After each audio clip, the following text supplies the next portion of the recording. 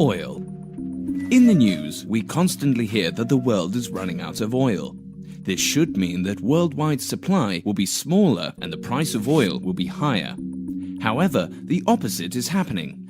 Oil prices have dropped significantly, making oil relatively cheaper than ever. How is this possible?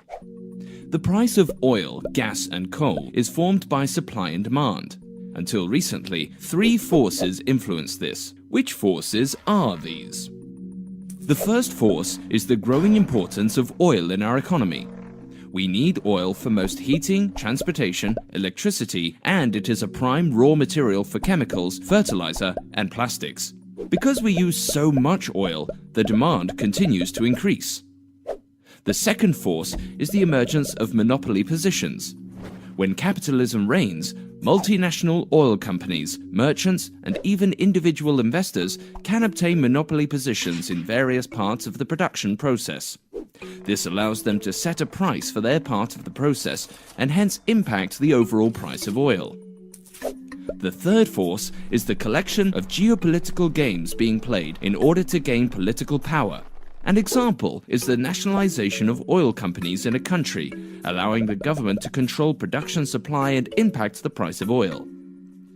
So, these three forces have always determined the price of oil.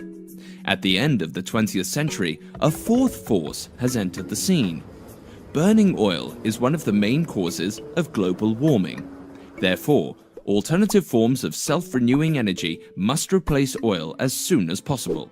For this to happen, the price of oil should be higher and therefore fairer than it is now. This would make renewable sources more attractive to use.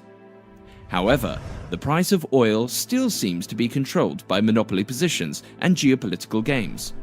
So who is playing these games, keeping the price so low? You might think that multinational oil companies like BP and Shell are in charge. In reality, there are many more national and international players in the oil game. One of these players is the OPEC, the Organization of the Petroleum Exporting Countries. Forming this alliance of 12 already influential oil-producing countries made them powerful enough to determine worldwide supply and hence control the price in the past decades. However, in recent years, other players have also become powerful. To try to swiftly defeat this competition, OPEC has opened its oil taps completely, greatly increasing supply. This caused the price to have fallen so dramatically lately. Such a low price is not favorable for any oil-producing countries, so even the countries within OPEC are suffering. Yet, founder Saudi Arabia persists in hope of defeating competitors and securing OPEC's dominance in the worldwide oil trade. One of the powerful new players is Russia. Whenever OPEC carefully decreased production to stabilize the price of oil, Russia gradually increased its market share. This has resulted into Russia becoming one of the world's leading exporters of oil. Another major player, China, uses different tactics. Instead of taking on the competition, they economically stimulate several poor countries, mostly in Africa, in exchange for the rights to drill there and import the oil directly to China.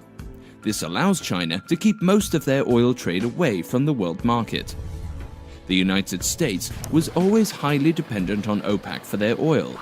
In recent years, they have made great strides in extracting shale oil and gas, which is expensive and potentially harmful for the environment.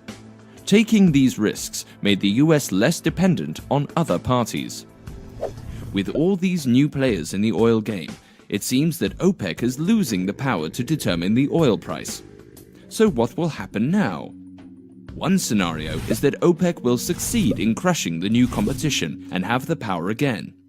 Or will all oil-producing parties survive with this low price? Or will there be a new dominant producer? All these scenarios rely on geopolitical games being able to keep oil an attractive source of energy, so that renewable energy sources don't stand a chance. But maybe the damage of oil on the environment will force oil to get a higher price, which would allow renewable energy sources to enter the market more rapidly. Is this just wishful thinking? Only time will tell.